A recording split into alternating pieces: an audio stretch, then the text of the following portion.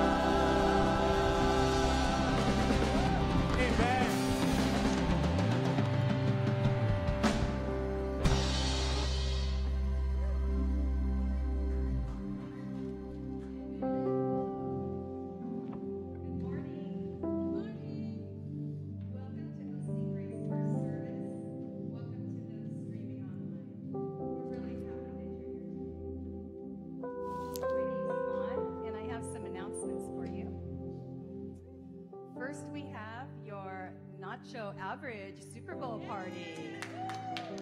You know tomorrow's Super Bowl Sunday. How can you not know that? So tomorrow at 3 at the Albus House, they're hosting a fun food and football party. So join them, and if you need information on how to get there or about the party, please see Christina Alba after the service. Next, we have our first service potluck. It's next week, February 16th, and the theme is Mediterranean food. I think it's in 2 weeks. So there's going to be a lot of hummus and pita. So join us for that. We also have the communication cards on the back of the seats. Please fill it out if you want us to know who you are, if you're visiting, if you're new, or even if you've been here a while. And you can set those in the offering basket as it goes around. And also in the back of the room, we have our prayer box, and there are prayer cards back there. If you have something heavy on your heart, if you just need prayer, please fill it out. We have a great pastoral staff that prays over these daily. Okay, and if you want to just take a moment now and greet someone near you this morning and say hi. Say hi to your neighbors. You're more than welcome to get up and say hello. And when you do, remain standing, because we have one more song.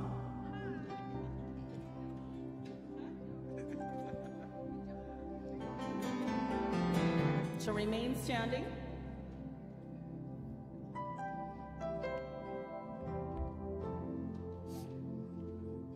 Say hello to everyone. Hello, everyone. Hello.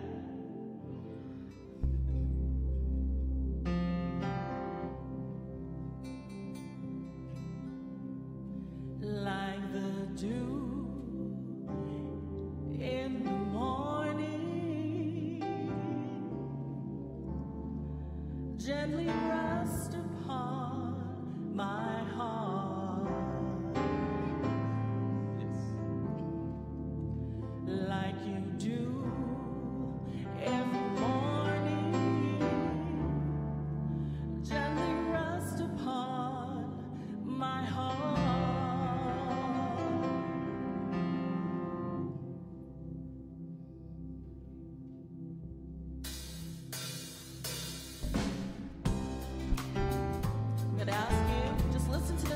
Very simple. You guys are going to sing with us, okay? When you get it, sing with us as loudly as you can. Here we go. Like the dew in the morning, gently rest upon my heart. Like you do every morning, gently rest upon my heart.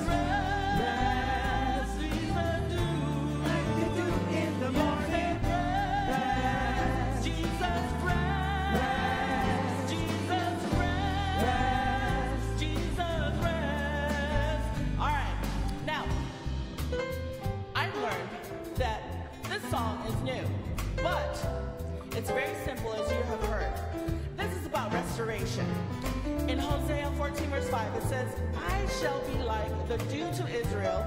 He will blossom like the lily, and he will take root like the cedars of Lebanon. Do I hear an amen? And So we're singing about Jesus resting on your heart gently this morning. Now I'm going to ask you to speak life into your neighbor. You're going to turn to your neighbor and you're going to say, like the dew in the morning, may he rest upon your heart. Go ahead, say it. Let me see it. All right, now we're going to sing it, all right? And it goes like this. Like the dew in the morning, may he rest upon your heart. Come on, don't be shy. Talk to your neighbor this morning. Speak life. Like the dew in the morning, may he rest upon your heart. Now you're going to turn to the other neighbor. You're going to say the same thing.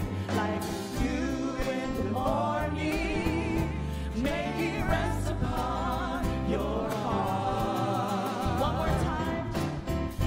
Like the dew in the morning, may he rest upon your heart.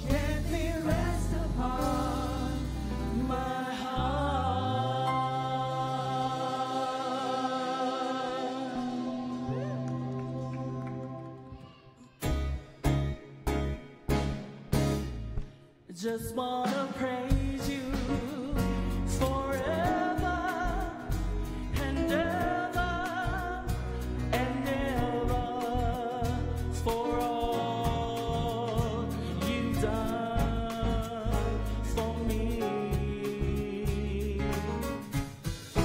Blessings and honor and glory, they all belong to you. Thank you.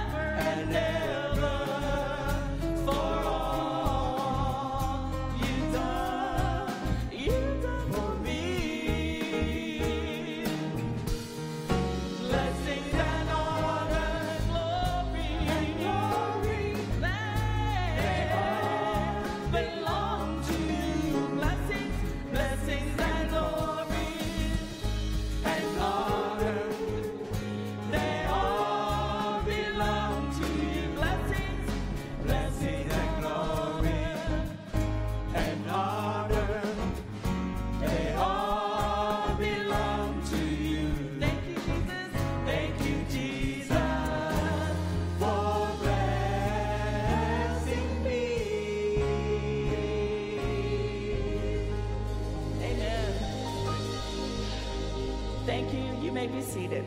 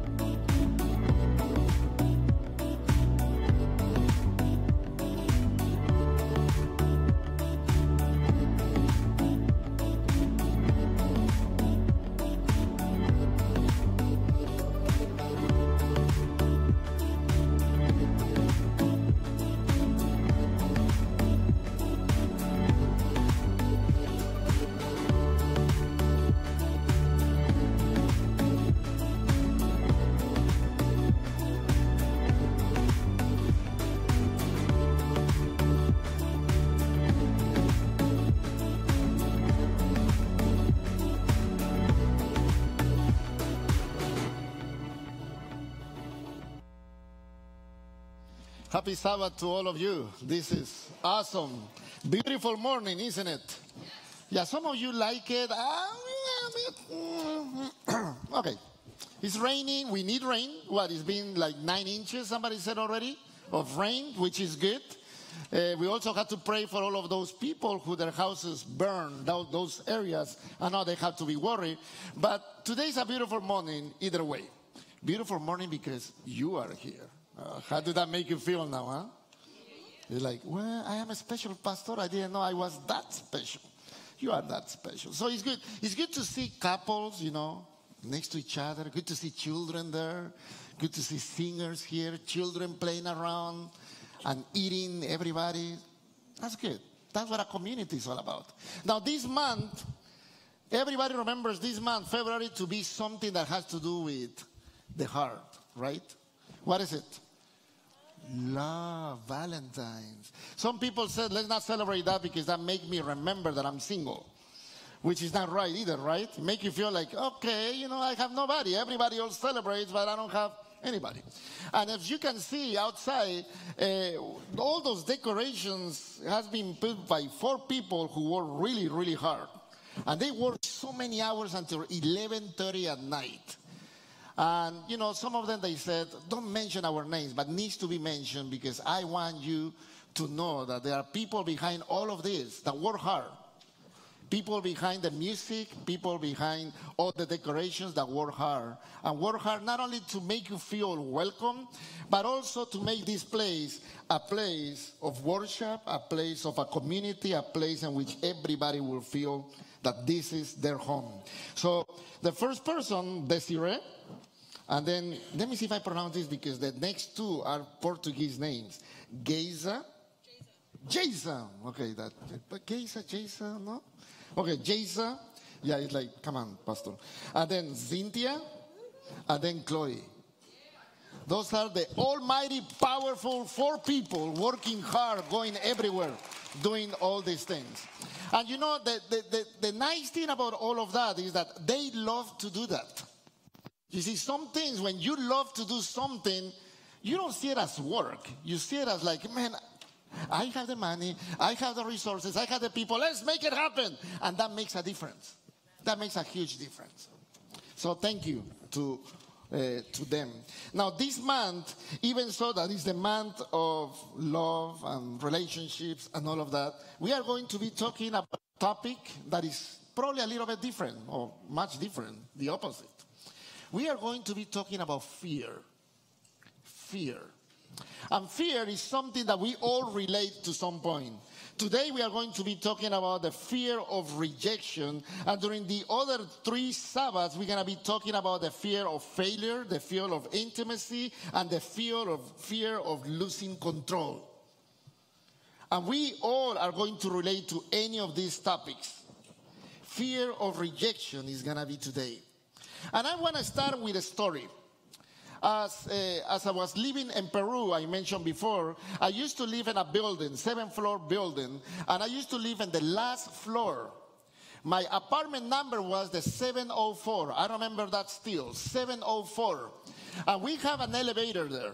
And the elevator was really slow. I'm talking, you go there and you're waiting. And I remember having, and I don't know why, but had this kind of music. And it wasn't music meaning, but something in the system that always was the same tune. Tun, tun, tun, tun, and going down. Tun, tun, tun, tun. And it wasn't music. Really wasn't. I don't know what wasn't the cables or something, but it was the same sound. And I remember sometimes grabbing the elevator and pulling the gate, the door, so that way the whole thing stops. And that was fun when you're a teenager. Like, oh, look at it. There's the concrete. Yeah, look at that. We are stuck. We are stuck. I remember doing all of that. And then sometimes I didn't like to use the elevator because we have also stairs. And the fun thing about that was the stairs were going like this all the way down. And you really love to go fast. Like, okay, let's go really fast. And you jump like 3 or 4 steps at a time. And you go down, down until you get to the last floor. And the last floor, there was a family, 2 families. And one of them, they had a small dog. And the small dog was named Peque. Peque. Sounds more like in Spanish, pecado, like sin. But that dog really was kind of sinful and mean. Because Peque was a brown mixed Chihuahua that it was always outside by the door waiting for people. And every time we just went down the stairway running, suddenly there's Peque. Peque goes running behind you and starts just doing, just try to grab your leg and you're running like crazy. I remember that. But I remember more than anything Peque because he bit me twice. Twice, not one, but twice. And by the way, overall my life, I got beaten by dogs 4 times. I don't know why I attract dogs. But I remember that. And Peque I remember one of those days I was going down, running there, and then, man, Peque, I was running really fast. Peque got me through my fan, and small dog, but strong bite. And you do this thing, and the dog doesn't fly away. Like stop it. But I learned soon enough that if I don't run in front of Peque, he's not going to follow me, right? So next time I go down, when I know Peque is there, I go down the stairway and then I slow down. And when I see Peque standing up ready to run, I slow down. And then when I see him coming, I freeze. That was the technique. You freeze. And Peque comes and then starts smelling around. Okay. And I'm there shaking. Peque, and then I have to move like slowly. Peque, and he keeps smelling and I keep moving and I freeze every time. That's my relationship with Peque. That was my fear. And my fear of Peque, because he's gonna beat me, it was that I freeze and my whole life stops. It stops to the point that I can probably get late someplace, but doesn't matter because I don't want to be beaten by him again. Because every time I was bitten by him, I remember you have to go to the doctor. They had to take the dog and take it to animal control and keep the dog there for at least 30 days. The owner was really mad. 30 days because they want to make sure that the dog doesn't have rabies and then I don't get the shots in my stomach. And everybody was tense. So I freeze every time I see Peque since that day. Fear. Fear came into my life with a dog. And we all have fear of something, right? But the worst thing we can ever have is fear of being rejected. The fear of just feeling that people are going to reject you because of who you are. And that's something that within human beings we have built in us, something that many times demands approval from everybody else. I just have to do something, but then I'm looking around who is going to approve it and who is going to disagree. And I'm trying to make it right. I'm trying to do it right in between, so the ones who don't like it, they cannot semi-approve it, and the ones who like it, they approve it all. And I want to make sure that they approve everything I do. As pastors, we know that fear. As pastors, we go all the time, many times, trying to make sure everybody approves what we do. If you say something wrong, if you say something because you believe it, you have to be careful that maybe somebody's going to disapprove it or approve it. We live by that as human beings. Fear. When you read the Bible and you find the word fear in the Hebrew or Greek means practically the same thing. Hebrew and the word and the Greek word means a few things. Being terrified, being afraid, along with the definition of having reverence, awe, and respect. All of those things. And depends how you use it, you can apply it. And then the Greek word means also the same thing, carries the similar meanings, both being afraid and having reverence or awe. But when you mix them together, when you start using those words together, with those meanings together, at the same time, that word fear is also a kind of awe and reverence that causes us to subject ourselves to something or someone else. You see the difference? You can be afraid, but now you move to the point that you are not only afraid and you freeze, but now you are subject and you put yourself in a way that now you wait for them, whoever it is, or for that thing to approve you. And now your life changes. That's difficult and sad. King Solomon says in Proverbs chapter 29, verse 25, says this: fear of man will prove to be a snare, but whoever trusts in the Lord is kept safe. I repeat, fear of man will prove to be a snare, but whoever trusts in the Lord is kept safe. That means that if you fear man, that's like a catch. That's something that you don't wanna end up trying to live your life by being approved by some other human being. And that's probably a challenge for you and me, especially when you think different, especially when you have a different theology, especially when you see life different. Now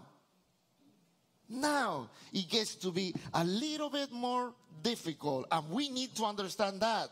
Fear of man will prove to be a snare. It means will prove to be a catch, will prove to be a trap. It will prove to be something that you don't want to end up.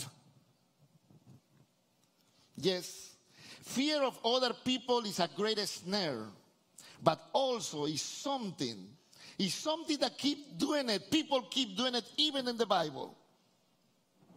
You know, let's talk about that. Because when we are fearful of people, of what they are going to say, when we look for their approval, when we are afraid of their rejection that people are going to have with us because we actually think or dress or do things different, then things changes. There's a word for those people who are living in that sense all the time. People who look for approval from people all the time. They call them approval addicts. The approval addicts have a few problems. The approval addicts have the inability to confront people. Because they want to be liked, they don't confront people, so they are always going to be safe. They just prefer to not say anything, but they just get quiet. But then there's another one. The approval addicts also give to others, but are inwardly angry and resentful. Meaning that, yes, you can say, you know what? I love you, brother. I know what you are saying. I don't like it, but I'm going to do what you want me to do. And, man, I'm mad deep inside me. Because we try to approve people. We try to just gain their respect and their approval. Also, the approval addicts are overly cautious. And they say things like, because I've been hurt before, because I have scars before, I'm not going to let anyone hurt me again. I am not going to trust. I keep you close but not far, because I'm not going to let you do the same thing somebody else did to me. So we live by those standards. We live by those rules. We live thinking like that. And that kind of people, those kind of people who keep walking in the way that they just have to, gain the approval of everybody, then it comes to be different for them.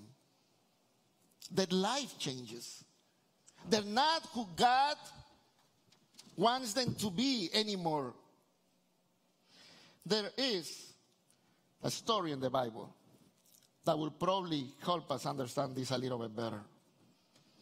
We usually think about Peter of being big-mouthed, impulsive. We all think, and many people that read the Bible think that Peter wasn't necessarily impulsive and just ready to do things for Christ. But he was a person who lived in fear all the time. Because he wanted the approval of people. He wanted the respect of people. He didn't want the rejection, but he wanted for people to love him.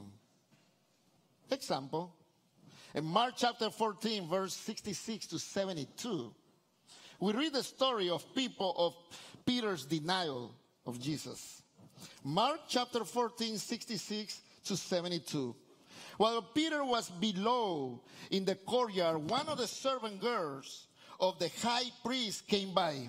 When she saw Peter warming himself, she looked closely at him. You also were the Nazarene. You also were with that Nazarene, Jesus, she said. But he denied. I don't know or understand what you are talking about, he said. And went out to the entryway. He moved away from there. When the servant girl saw him there, she said again to those standing around, this fellow is one of them. Again he denied. After a little while, those standing near said to Peter, surely you are one of them, right? For you are from the same place Jesus was born. You know him, right? He began to call down curses. And he swore to them, I don't know this man you are talking about. Immediately the rooster crowed for the second time. Then Peter remembered the word Jesus spoke to him, that he's going to deny him 3 times before the rooster sings. Now, this is very interesting, because we have a Peter who is reacting to everybody else saying. And he knew exactly after a few years being with Jesus who Jesus was. He loved Jesus to the point that he said to Jesus, I'm willing to die for you. He got a relationship with him. He saw the miracles Jesus did. He actually believed that he was the Messiah. He's the one that says, Jesus, you are the Messiah. And Jesus told him clearly, because nobody revealed that to you but only my Father. You see, those words means that he did have a relationship with Jesus. But when a moment comes when everybody starts telling you who you really are, when they start kind of like trying to say, I know that you are different. And I know you were with Jesus. At that moment, Peter started changing. The first time he moved from the courtyard to the outside area, he denied it and he said, no, that's not me. The same girl followed him, and when he found him again, he looked at his face and he said, you are one of them who were with him, right? And everybody else looked at him, yes, you were one of them, right? And then again he denied it. And then the Bible said that he starts saying curses. I'm telling you, Peter wasn't necessarily a guy who only spoke really nice language. He actually started saying, I don't know Jesus, because Jesus he's not my friend, because Jesus, you call it however you want, but he was cursing. And those are the parts that we forget in the Bible. Because there were real people going through hard times. And this Peter was going to the period of being afraid of being rejected, of not having the approval of people. And he preferred to actually ignore the relationship with Jesus so he can be somebody else. Peter feared disapproval so greatly that he let his shadow come between him and Jesus, whom he loved. And in the moment of all moments, when they might have stood up for the master, he denied him. That's sad, isn't it? After crucifixion, he thought everything was over. The person I believe is dead. After the resurrection, he finds himself that the kingdom that he was promised, he's not going to be part of that. There's no place for him. No place at all. So he did like many other disciples did. They went back to the lake to do what he used to do before, being a fisherman. But Jesus didn't stop there. Jesus went after them, and he looked for them. And he called them. And he brought them back. And he got a meal with them. And he asked to Peter the same 3 questions or similar opportunities. Do you love me? Do you love me? Do you love me? 3 times, giving him the opportunity to say something. You know that he said, Jesus, at the end of those 3 questions, you know everything. You know everything about me. Everything. If Peter was to fulfill Christ's commission, love for Jesus will have to be his highest motivation. You see, if you are committed to the church, if you are committed to the gospel, if you are committed to be a Christian, if you are committed to be a disciple, a follower of Christ, nothing else matters, and not even what people said about you matters, other than what Jesus and God thinks about you. Because that's the way we are supposed to be moving forward. No one can say he loves Jesus who fears man more. And no one can fear man who gives all his love to Jesus. So the question is this, to finish. Is it possible to live without fear? Is it? Because we are here one way or another, all the time doing things, hoping for people's approval. We come to church, even so that we say we worship, even so that I mentioned to you, we are all equal, even so that I mentioned to you, this is a safe place for you. You're still guarding yourself. I'm still guarding myself of the things I'm going to say, because people are going to disapprove me. I'm preaching here sometimes, and I think in my mind, should I say this or not? Even so that I think different. Because I know there are people out there who just watching. I'm waiting for the moment to approach me and said, you are wrong. You are dead wrong. You're not supposed to be thinking like that. We are here, and we are all equal. Is it possible to live without fear? Well, let me tell you. It is possible to feel fear and faith at the same time without fear getting the upper hand. That makes the difference. Yes, you can have fear.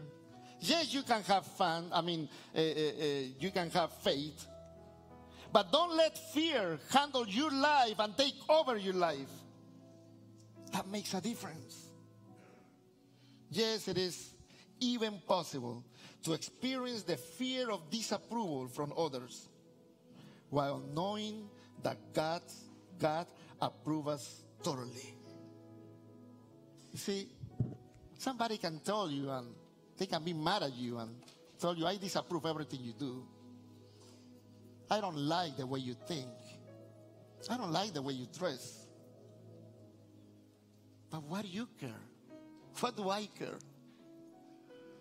Because the only person I answer to is God. And God alone.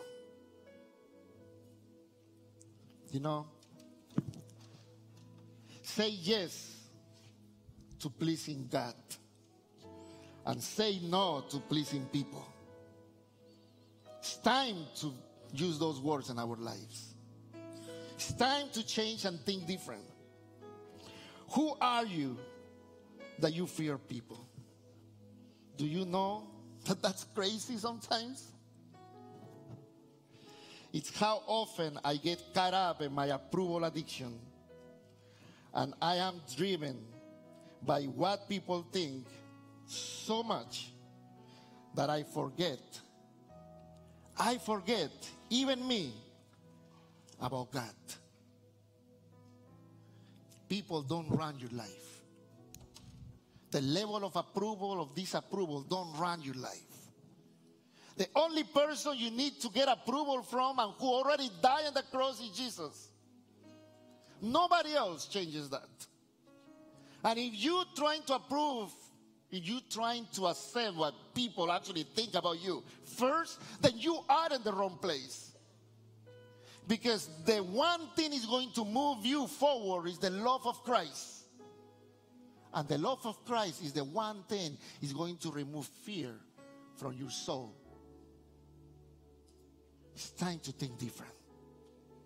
It's time to say no to men and yes to God.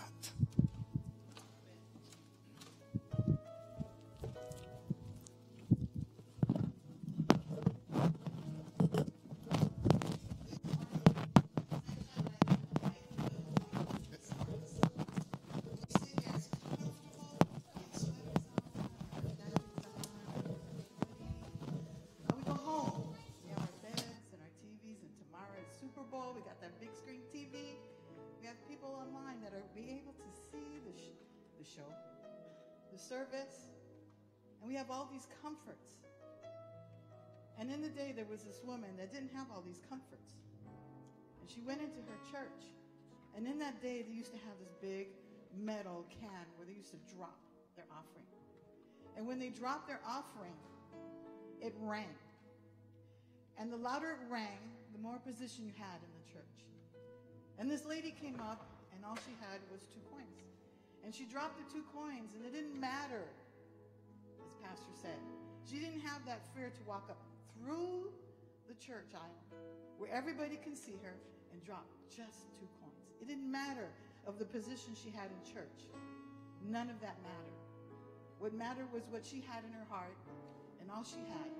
And it's probably one of the hardest things to give, because this week I wanted to give, and I had to think, oh my gosh, I've got a car payment. I hope I have enough to cover. But the thing is, when I give, I've got to remember not to fear, because he's going to give me back twice as much. He's going to make my car payment. He's going to make my phone payment. So we do not have to fear. It's what is in your heart. Whether you give $1, we're hoping 100. Whatever it is that you want to give, just make sure it's from your heart. So it's that time that we're going to have offering. And if the deacons will come up, we'll have prayer. Please bow your heads. My Lord, my God, we thank you for all the conveniences and all the blessings and everything you've given us. We know you know. You know what we have, because you're the one that owns it. You're the one that gives it. You're the one that blesses us. Lord, whatever it is that we give, no matter what it is, that we give it from our heart, to give thanks, to give glory. In all of this, we pray your name. Amen.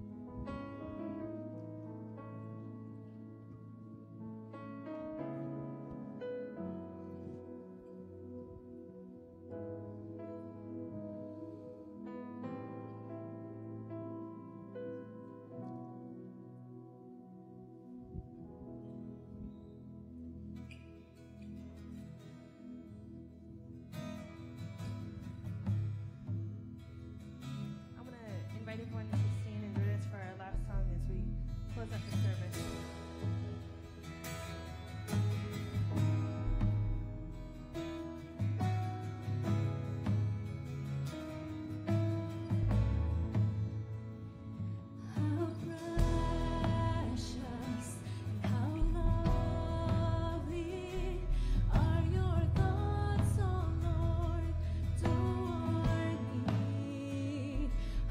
Truly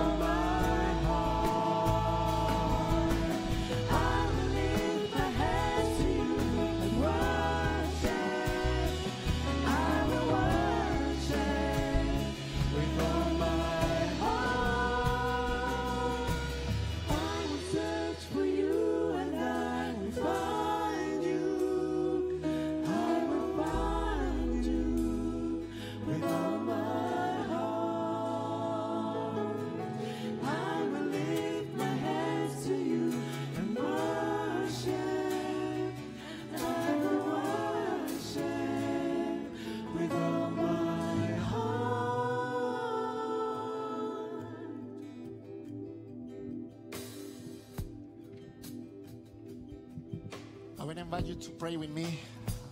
And after that, we leave this place. Heavenly Father, at this moment, we want to praise your name because you brought us here together.